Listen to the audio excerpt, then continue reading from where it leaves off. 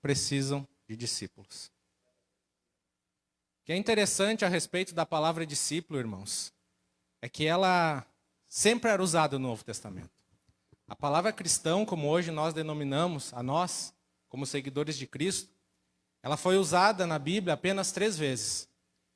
E, geralmente, um ponto onde ela foi usada pela primeira vez foi num sentido pejorativo. Aqueles que seguiam a Jesus eram taxados como cristãos.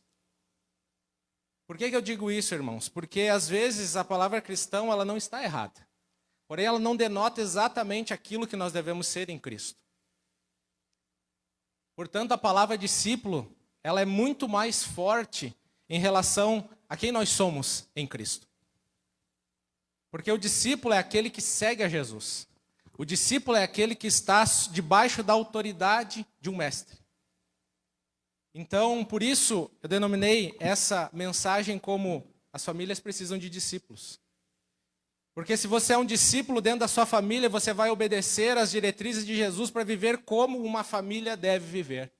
O pai vai viver como Jesus diz que ele deve viver. A mãe vai viver como Jesus diz que ele deve viver. Os filhos viverão como Jesus diz que eles devem viver. E eu quero caminhar com vocês por dentro do capítulo 10 de Mateus e no final eu quero mostrar isso para vocês. Então, vamos pelo início. O Evangelho de Mateus, como vocês bem devem saber, ele foi escrito pelo discípulo de Jesus, Mateus. Um publicano. Alguém que era, muitas vezes, desprezado pela sociedade porque ele era um judeu que servia o povo, ou melhor, que servia o governo opressor, aquele que oprimia o seu povo. Então esse foi o escritor do Evangelho. Esse Evangelho, ele é o mais judaico de todos os evangelhos. Você vai ver que Mateus, ele escreve e ele cita muitas passagens do Antigo Testamento, porque o objetivo dele era mostrar que Jesus era o Messias esperado por Israel. Ele vai mostrar que Jesus é o novo Moisés, porque se você for estudar o Evangelho de Mateus, você vai ver que a mensagem de Jesus ela é dividida em 5 discursos, fazendo alusão ao Pentateuco, aos 5 primeiros livros do Antigo Testamento. Ele vai também mostrar, através das parábolas de Jesus, que Jesus é o Messias, porque as parábolas eram uma forma literária, uma forma de expressão que os judeus conheciam muito bem. Então ele vai tentar mostrar que Jesus é o Messias que Israel estava esperando. Se você for olhar também, você vai ver que tem 10 bem-aventuranças, fazendo alusão aos 10 mandamentos do Antigo Testamento. Então você vai ver que Mateus ele busca mostrar que Jesus é o Messias pelo qual o povo de Israel esperava. E no capítulo de número 10, meus irmãos, Jesus já andou um bom tempo com seus discípulos. No capítulo 10, se você for fazer a leitura nos outros evangelhos, você vai ver que Jesus ele foi para um momento de oração para escolher os seus discípulos. E quando ele volta desse momento de oração, ele chama os seus discípulos. E no capítulo 10 ele começa dizendo assim: tendo chamado os seus 12 discípulos, deu-lhes Jesus autoridade sobre os espíritos imundos para os expelir e para curar toda sorte de doenças e enfermidades. Preste atenção agora. Ora, os nomes dos 12 apóstolos são estes. Primeiro, Simão, por sobrenome Pedro. E André, seu irmão. Tiago, filho de Zebedeu. E João, o seu irmão. Filipe e Bartolomeu. Tomé e Mateus, o publicano. Tiago, filho de Alfeu. E Tadeu. Simão, o zelote, Judas Iscariote, que foi quem o traiu. Por que eu cito aqui, irmãos, os nomes dos discípulos de Jesus? Porque Jesus nos conhece pelo nosso nome. Jesus conhece a cada um que aqui está pelo seu nome. Não pense que você entrou aqui e Jesus não sabe quem você é. Ele sabe exatamente quem você é e Ele sabe exatamente aonde você precisa estar. E aqui essa noite Ele olha para você e Ele também te chama pelo teu nome. Porque Ele quer que você seja um discípulo dEle. Ele quer que você seja um seguidor dEle. Não pense que Ele não conhece as tuas dificuldades. Não pense que Ele não conhece os problemas que você está enfrentando. O meu Jesus, o Jesus que a gente serve, Ele sabe de todas as coisas e Ele está aqui essa noite porque Ele te conhece. Ele sabe exatamente do que você precisa. Então essa noite eu quero que você deixe de lado tudo aquilo que talvez esteja te impedindo de ter um encontro com esse Jesus. Porque Ele quer te encontrar aqui essa noite. Tente escutar Ele chamando o seu nome e dizendo: vem e segue-me. Vem e segue-me. Ele te chama essa noite. A Bíblia vai dizer que o bom pastor conhece as suas ovelhas pelo nome. E Ele as chama pelo nome. E elas vêm e o seguem. É isso que Ele quer fazer conosco essa noite. E eu convido você a seguir Jesus junto comigo. Vamos seguir Jesus. Porque Ele está te chamando essa noite. O nosso culto, irmãos, ele é coletivo. Mas Deus olha para o teu coração e vê o teu culto individual. E Ele quer essa noite tocar no teu coração. Ele quer essa noite que você saia transformado desse lugar. Porque Ele te conhece. Ele te conhece. E Ele é suficientemente poderoso para aguentar qualquer dificuldade. Ele é suficientemente poderoso para transformar qualquer situação na sua vida. Por isso essa noite, siga Jesus. Por isso essa noite, siga Jesus. Na continuação, irmãos, a Bíblia vai dizer que Jesus ele dá instruções aos seus 12 discípulos. A Bíblia vai dizer no versículo 5, a estes 12 enviou Jesus dando-lhes as seguintes instruções. E ele vai falar muita coisa. Não tomeis rumo aos gentios, não entrei em cidade de samaritanos, mas de preferência procurai as ovelhas perdidas da casa de Israel. Agora vejam o que ele diz. À medida que seguirdes, pregai que está próximo o reino dos céus. Curai enfermos, ressuscitai os mortos, purificai leprosos, expeli demônios, de graça recebeste, de graça dai. E veja o que ele vai dizendo. Não vos proveis de ouro, nem de prata, nem de cobre nos vossos cintos, nem de alforge para o caminho, nem de túnicas, nem sandálias, nem de bordão, porque digno é o trabalhador do seu alimento. Em qualquer cidade ou povoado que vocês entrarem, indagai quem neles é digno e ficai ali até vos retirardes. Ao entrares na casa, saudai.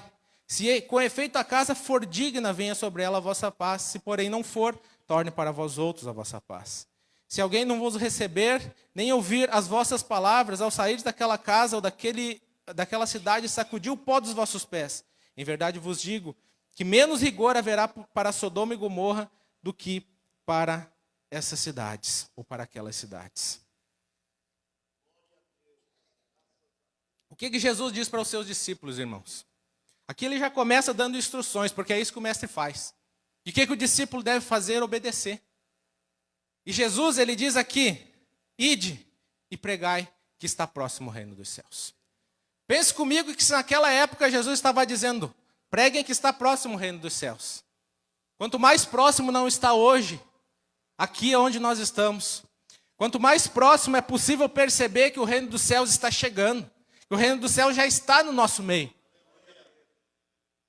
E você pode estar aqui sob duas condições, como um discípulo de Jesus.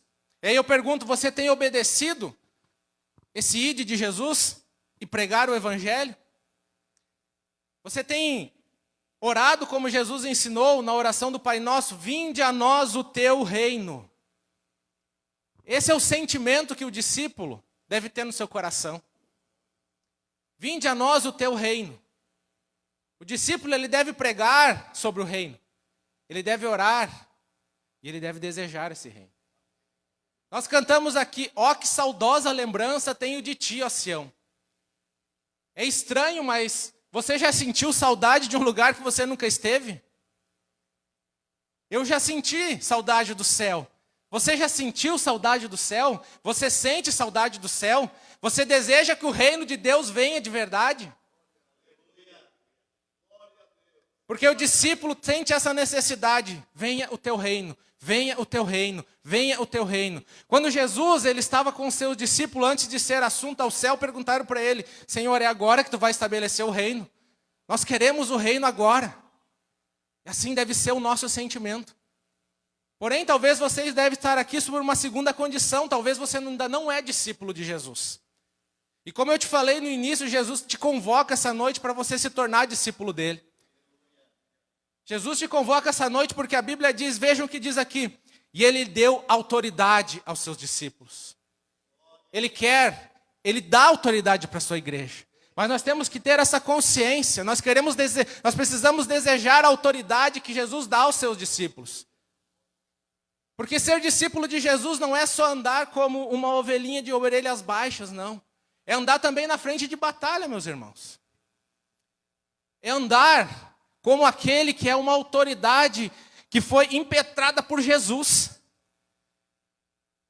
Assim é o discípulo de Jesus. E se você ainda não é um discípulo de Jesus essa noite, Ele está aqui te convocando para você se tornar discípulo dele. Porque, em outra passagem, Jesus mesmo ele prega, diz assim: o reino dos céus está próximo, arrependei-vos dos vossos pecados. O Jesus que nós pregamos aqui tem poder para perdoar pecados ainda. E não importa que tipo de pecado você tenha cometido, Ele é poderoso e o sangue dele foi vertido na cruz por todos os pecados. Não importa quão envergonhado você se sinta por isso, o meu Jesus carregou na cruz a sua vergonha para que você possa ser liberto disso aqui essa noite. Então eu te convoco essa noite a se tornar esse discípulo que Jesus está chamando. Só você pode tomar essa decisão. Quando Jesus passava pelos seus discípulos aos quais ele vinha escolhendo, ele dizia: ei, Daniel, vem e segue-me.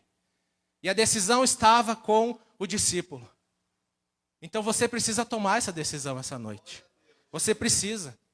E como discípulo de Jesus aqui essa noite, eu não posso dizer que o meu Jesus, ele diz assim: curar enfermos, tem cura para a tua enfermidade aqui essa noite. O meu Jesus ainda cura enfermidades. Essa igreja é uma igreja pentecostal porque ela acredita na atualidade dos dons espirituais. E no final e durante o culto e aqui nós podemos orar e Deus vai e pode curar a tua enfermidade aqui essa noite. O meu Jesus, a Bíblia vai dizer que ele ressuscita os mortos. Quem sabe você não esteja morto fisicamente, mas espiritualmente você está morto e o meu Jesus tem poder para te ressuscitar aqui essa noite. Então, não deixe passar esse chamado de Jesus. Não deixe passar, não deixe passar. O meu Jesus purifica leprosos. O meu Jesus, ele expele demônios. O meu Jesus liberta. Portanto, você essa noite pode confiar em Jesus. Você essa noite que é discípulo de Jesus pode buscar a autoridade do Espírito Santo. Porque o meu Jesus está aqui, ele quer conceder a você. Ele quer conceder a você a autoridade do Espírito Santo para que você vá e faça a missão. Em relação ao reino, meus irmãos, nós precisamos não nos conformar. Nós precisamos não nos conformar com o tempo que nós estamos vivendo. Paulo vai escrever isso: não vos conformeis com este século, mas transformai-vos pela renovação da vossa mente, para que vocês experimentem qual seja a boa, perfeita e agradável vontade de Deus. Nós precisamos ter a nossa mente mudada. Porque o que nós estamos vendo no mundo hoje tem transformado as mentes dos discípulos de Jesus. Hoje o entretenimento está em alta. Hoje nós passamos horas vendo séries, filmes, e isso tem transformado o nosso entendimento. Mas a única forma de nós podermos voltar a ter o nosso entendimento transformado é por meio da palavra de Jesus, por meio do discipulado de Jesus. Porque ele vai gerar no nosso coração desejo de buscá-lo. Ele vai gerar no nosso coração desejo de aprender sobre ele, de segui-lo, de estar debaixo da sua autoridade. E acima de tudo, de obedecer essa autoridade. Por isso a nossa oração como discípulos essa noite é: venha o teu reino. Venha o teu reino, venha o teu reino. Cumpra-se a tua vontade nesse lugar essa noite, Senhor. Essa deve ser a nossa oração. Na sequência, meus irmãos, Jesus vai dizer para eles assim: olha, eu vou enviar vocês para o meio de lobos. Vocês vão ser como ovelhas, mas vocês vão estar no meio de lobos. Então, vocês devem ser prudentes como a serpente, simples como as pombas. Ele vai dizer: acautelai-vos dos homens. Ou seja, tomem cuidado. Tomem cuidado. Porque eles entregarão vocês aos tribunais. Eles vão açoitar vocês nas sinagogas. Por minha causa sereis levados à presença de governantes e de reis, para lhes servir de testemunho. E a eles e aos gentios. E quando vos entregarem, não cuideis em como ou como haveis de falar, porque naquela hora vos será concedido o que haveis de dizer. Visto que não sois vós que falais, mas o Espírito de vosso Pai é quem fala em vós. Um irmão entregará a morte ao outro irmão, um pai ao filho. Filho haverá que se levantarão contra os seus progenitores e os matarão. Sereis odiados de todos por causa do meu nome. Aquele, porém, que perseverar até o fim será salvo. Quando, porém, vos perseguirem numa cidade, fugir para outra. Porque, na verdade, vos digo que não acabareis de percorrer a cidade de Israel até que venha o Filho do Homem. Jesus nos manda pregar, irmãos. Porém, ele diz, tomem cuidado com os homens. O mundo odeia o cristianismo. O mundo não é gentil com os cristãos de verdade. O mundo vai rejeitar a nossa palavra. Porque uma pessoa ela só pode ser convertida pelo poder do Espírito Santo. Portanto, o mundo vai nos odiar. O mundo vai nos perseguir. Por isso Jesus diz, vocês devem ser prudentes como a serpente, mas vocês devem ser simples como a pomba. Paulo ele escreve em Romanos 16, 19, nós devemos ser sábios para o bem e inocentes para o mal. Como que isso acontece, meus irmãos? No contexto em que eles viviam, pense você um judeu do primeiro século, você tinha ali as suas leis para seguir, você tinha ali a sua família, que era uma família tradicional judaica, e você não poderia, como diz a lei de Moisés, adorar outro Deus. Porém, Jesus, ele chega dizendo que ele é o Filho de Deus. E agora, ele pede àquelas pessoas que o seguem para que o obedeçam. E porque Jesus vem para ressignificar as leis do Antigo Testamento. E isso geraria um confronto. Que os seus discípulos sofreriam perseguição porque eles estariam anunciando a mensagem de Jesus. E nós, como cristãos, hoje também sofremos perseguição porque nós desafiamos e nós confrontamos o sistema do mundo. O mundo, a Bíblia diz, jaz no maligno. Então, irmãos, como ontem a gente ouviu aqui na ceia, um alerta. Nós não devemos brincar com o mundo espiritual. Você não pense que talvez em alguma situação que você nem perceba, alguém esteja operando, algum inimigo esteja operando para tentar te derrubar.